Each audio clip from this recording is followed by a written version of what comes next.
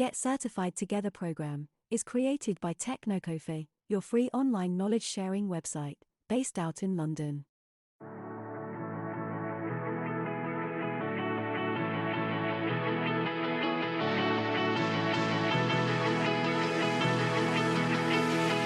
Really important. You need to identify what are your sources, what kind of data you require, and what kind of information you are looking for. Once you have identified everything, you need to start collecting the information. Now, collection is something we have discussed before as well, some kind of logging or some kind of syslog server. Those are like your day-to-day logs. For this particular setup, you can reuse the same solution, or you can deploy some kind of short-term logging solution as well. So you can collect all the information from different sources. Now comes the most important part.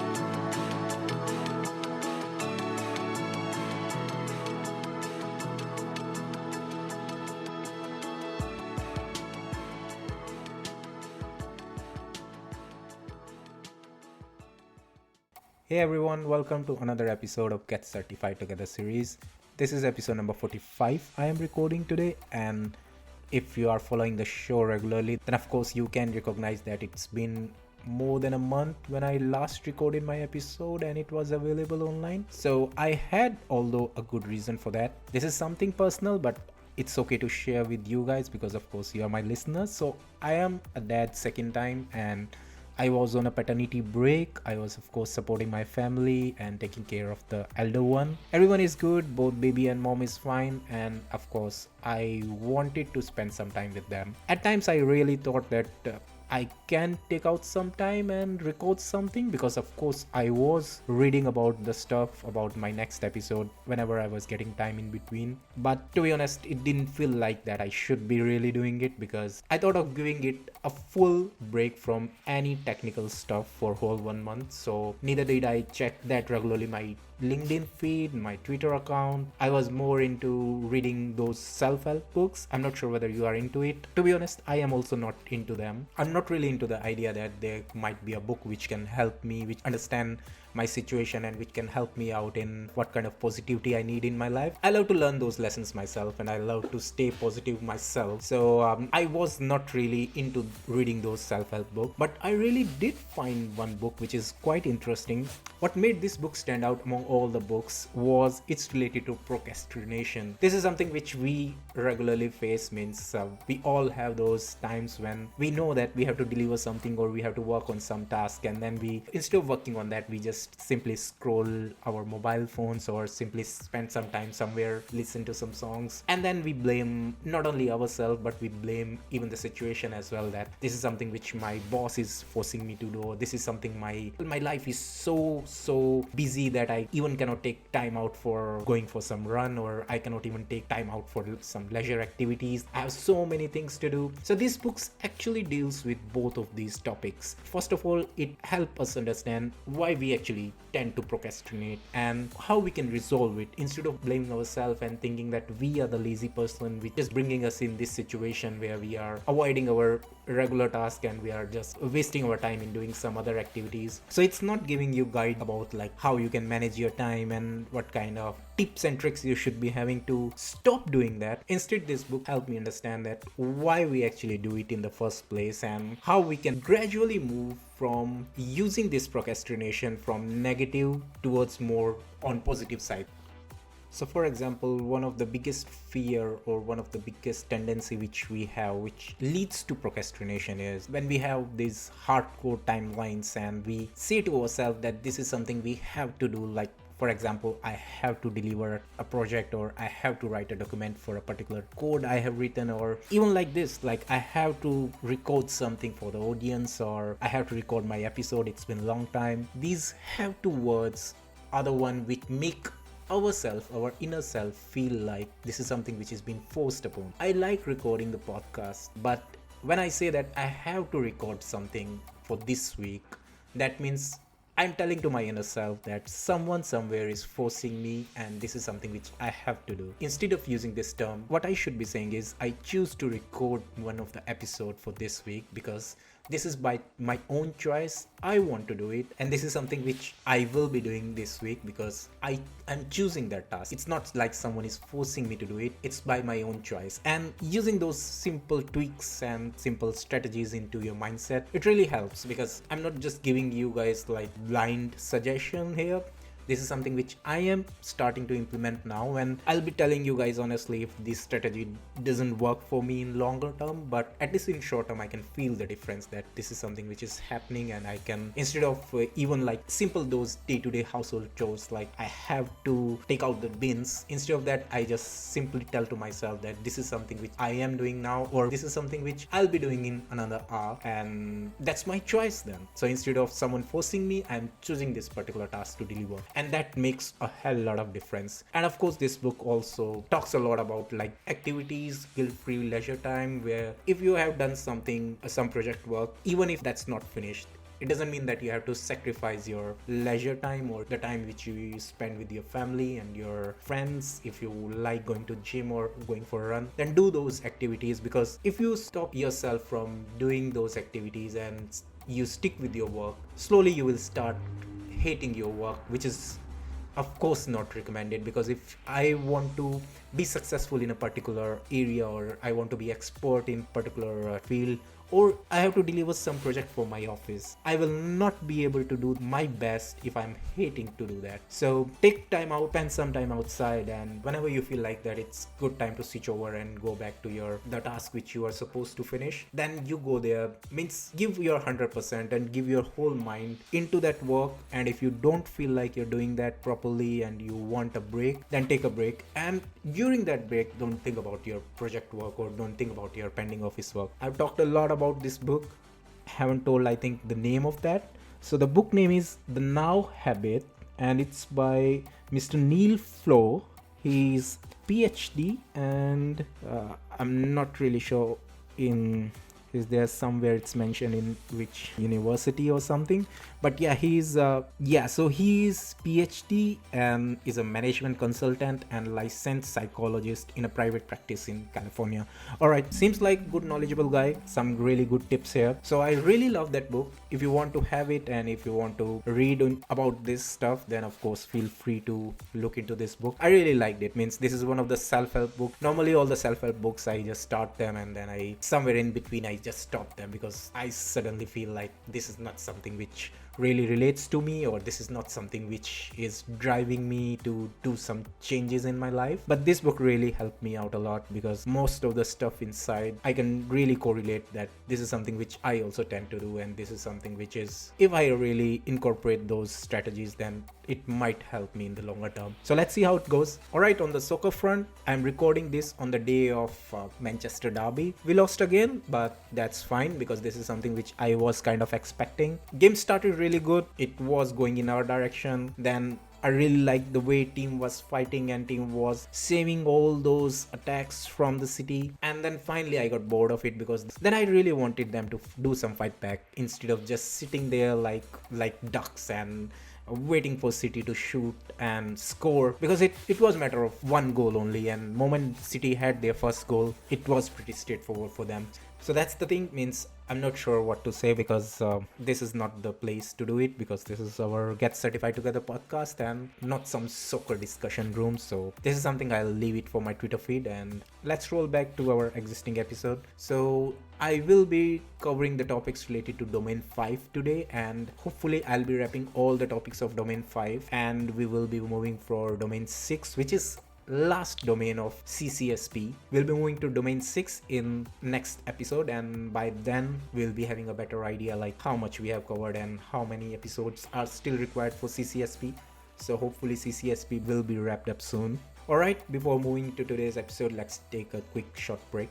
Alright, welcome back. For this week episode, like I told, that we will be starting off with the remaining topics of Domain 5. So one of the topic which is still remaining is related to digital forensics. Now, digital is something which we all know. Any data which is not physical which is stored either on your laptops or onto the cloud, onto the server, on some memory storage disk. All those data are digital, which you cannot see physically, but you know that this is something which is stored on some location. Forensics is what we want to do with those data, because there might be a time where we have some kind of incident, and what you really want to do is make people accountable after that incident is finished. So remember, there were a lot of phases in incident management, and in the last phase we actually have to discuss like what happened, and we have to document everything, how it started, what kind of data is lost, and in the end we have to make someone accountable. There must be someone who started the first attack, and how people responded to it, how it was taken care of, and how it was resolved is something which is part of incident management. But when we are making people or making some organization accountable, we have to throw some kind of proofs as well, right? I mean, you cannot simply say that there's some kind of data breach and AWS is responsible. You have to show some kind of proofs, you have to show some kind of information in the court of justice. Then only you can prove that how it all started and who is actually responsible. So this whole concept is covered as part of forensics, where we are drilling down all the information, we are uncovering everything, and from the whole bunch of information we are actually finding the relevant piece and then compiling it and showing it to the relevant people to showcase like how it all started and who is responsible for that. So first and foremost, of course, digital forensics start with identification. So you have to first identify what are your sources of data and what kind of information you want to collect from those sources. So for example, if you are talking in terms of private cloud, you have maybe hundreds or 200 of servers. Not all the information stored on those servers is relevant. So you need to identify which particular server or which particular virtual machine or which particular application for which you require logs, what kind of duration you are looking for. You cannot just simply ask for 6 months old data and then just start reading them. You need to understand that you have a limited capacity to uncover everything and to read through everything. So of course that identification bit is really important. You need to identify what are your sources, what kind of data you require, and what kind of information you are looking for. Once you have identified everything, you need to start collecting the information. Now collection is something we have discussed before as well, some kind of logging or some kind of syslog server. Those are like your day-to-day logs. For this particular setup, you can reuse the same solution, or you can deploy some kind of short-term logging solution as well. So you can collect all the information from different sources. Now comes the most important part, which is actual analysis of the data, which can be manual or can be automated as well. Depends on what is the spread of your information or how long is your data which you are using for forensics. And last but not least is we need to maintain the integrity as well. So for example, if you are using a particular set of data and showing it as a proof to make someone accountable in court of justice, you need to make sure that that data is not tampered, and you also need to show to the court or show to the relevant people or stakeholders who own that data during this whole phase from identification to final delivery. There might be 3 or 4 departments or 3 or 4 team members who are working together to capture that information, analyzing it, collecting it, and of course showcasing it into the court of justice. All the people, all the departments, all the team members which work on that data during any phase of this digital forensics need to be recorded, and that's covered as part of chain of custody. Now, one more thing related to collection bit is we normally should always look for a centralized location, and our age-old security technique for data, which is encryption, should be there in place. So data which you are collecting for this digital forensics need to be encrypted, and of course that makes it more safer and more secure in terms of maintaining the integrity of the data. Let's discuss a bit more about the analysis bit, because analysis is something which covers a lot more things besides just reading the information. So once data is collected on a centralized location and you start your analyzing bit, you need to first segregate the relevant information, maybe in terms of like divide them or classify them in terms of secret or top secret, or divide them among different server location, or divide them basis of what kind of information might be stored on that. So if I have some web server data, or it has some database information, so you need to classify and segregate them. It will of course make it easier for doing the analysis bit, and it's easier for then transport the data for the next phase as well. Now analysis mostly cover correlating events. So what you are really doing is you are correlating the events based on impact and what really happened. For example, there is some incident which happened in your organization. When that incident happened and whenever it started, what kind of ripple effect it had on all other servers or all other different applications. So you need to correlate those events, and what it helps in is determining the root cause of incidents and of course providing the accountability on individual sections. Based on all this analysis, a detailed incident report is created and it is shared as part of analysis and covers maybe probable or actual cause. Now this is really important, that you may or may not get the actual cause of the event, but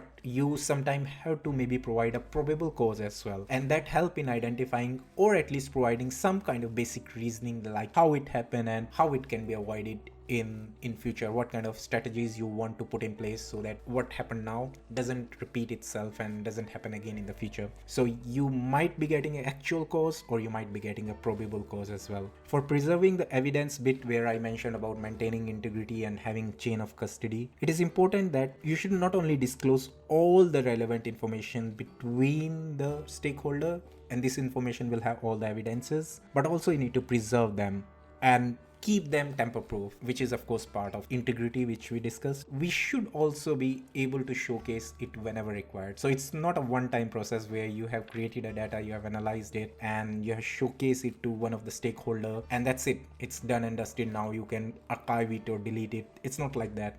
You need to keep that data always in hand, so whenever it's required in the next hearing or whenever it's required for some other judiciary purpose or some other organization, you need to bring it back again in the same situation or in the same condition. So it shouldn't be tampered again. You should be keeping it as safe and as secure and always ready for access.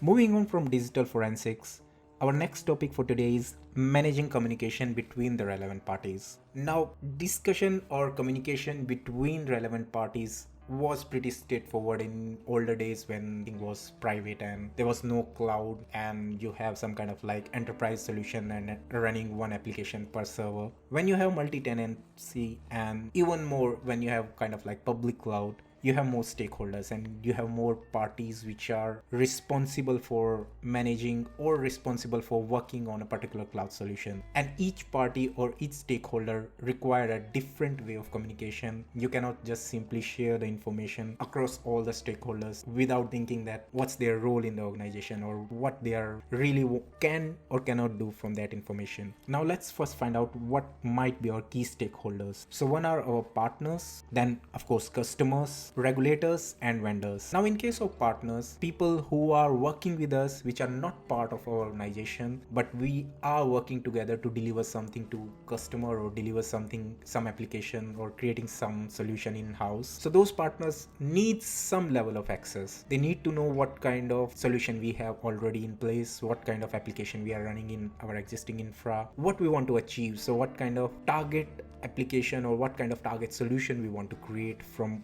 all these partnerships. So they need some level of access, but they are partners, they are not part of our organization. So we need some kind of like different level of access between the partners and our organization. So they might have visibility of some information, but they shouldn't be having access to everything. It is important to cover their access as part of existing controls in place. So there is no need to create a separate solution for them. Just make sure they are covered as part of your existing controls or existing access control application or solution which you are using, and they should be having a different level of access. That's the only thing we want. And this includes both onboarding and offboarding as well, because remember, they are partners. So whenever they have worked with us and our partnership is over, then they have to go back and they have to work with someone else. So we need to offboard them just like we are offboarding an existing employee. In case of customer, it is really important that we have open and clear communication with them. But of course, we shouldn't be sharing every information related to our infrastructure, because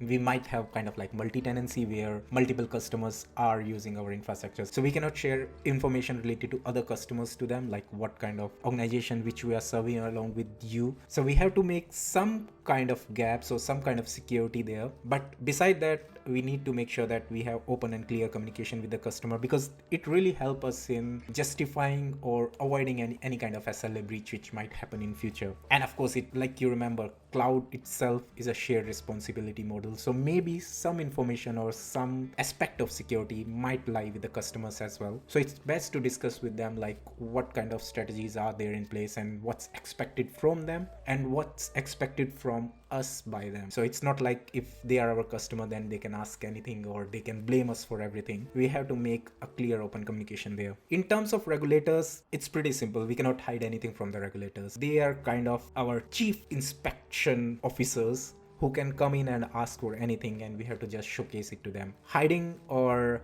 telling lie or giving wrong or falseful information of course can hurt your organization. So it's really no-brainer that regulators need access for everything, and they should be getting all the information, all the data. Even though you might think that this is something not relevant for them, but still it's best to convey what kind of information you are having with you related to your infrastructure, related to your deployment onto the public cloud, what kind of locations you are using, what are different applications, what are different solutions you are using from different public service cloud provider. Share everything with them. Now vendors might not need information for whole infrastructure and deployment because they are vendors, they are just providing some solution or some services. But if some services or if some application is relevant or it's related to the kind of solution which they are delivering for us, then we have to provide that information, means otherwise that solution will not work. For example, there is an application which need integration with your existing infrastructure or integration with your existing OSS or CRM solution. You need to share information related to maybe API documentation, what kind of version you're using for that application, what kind of traps you need to send between that new application which your vendor is providing to your OSS servers. So you need to share information relevant to that solution, whichever is relevant for vendors. Of course, they don't need all the other bits, and if they are asking for that, then this is something fishy. Now for the last topic of domain 5, this is something which I was really confused because this topic actually covered security operations management, which is related to monitoring, firewall, IDS, IPS, honeypots, logging, SIEM solution, incident management. I clearly recall that we have covered these topics before as well. So I really don't want to go into them again in this week episode. But if this is something you really want me to cover, then feel free to let me know. You can of course send me a tweet on my Twitter, because you might be thinking that why I'm mentioning Twitter again and again, because lately I'm quite active on Twitter.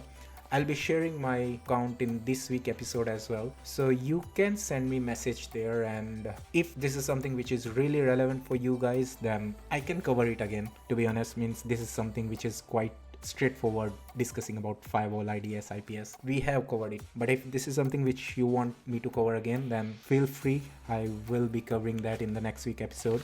For the next week episode in domain 6, we will be covering legal risk and compliance, which is of course not that interesting for me, but we have to cover it because it's part of CCSP. So we will be having topics related to risk associated within cloud environment, what kind of regulation strategies should be there, and how it is different in the cloud-based solution compared to our existing on-prem. I have a bit idea about this because I have started reading on it. That's it for today's episode. A news related to ISC Square. Like I told you in I think episode number 43 that I am member of ISC Square core volunteer in Thames Valley chapter. So we will be having our first meetup in either in March end or April end, and I am arranging someone as a speaker for this particular meetup which we are planning. It's kind of like big ownership right away. I just 1 month back I joined it, and then I volunteered myself that I will be bringing some speaker for one of the meetup in related to security talk. So we will be having that event. Of course it will be a free event. You will be getting information related to that on Eventbrite. There is no need for someone being an ISC Square member to attend that conference. It will be online, but of course it makes sense if you are an ISC Square member, then it can count in your CPE points. But I'll be sharing information about that as well. Probably by the time I'll be ready with my next episode, we'll be also having the invite for that meetup as well. Alright, that's it for today's episode. We will be meeting again in the next week episode, and till then, goodbye and good luck. Thank you for listening to Get Certified Together. If you loved our content, then please like and subscribe from your favorite podcast platform so you don't miss the notification for our next episodes and announcements.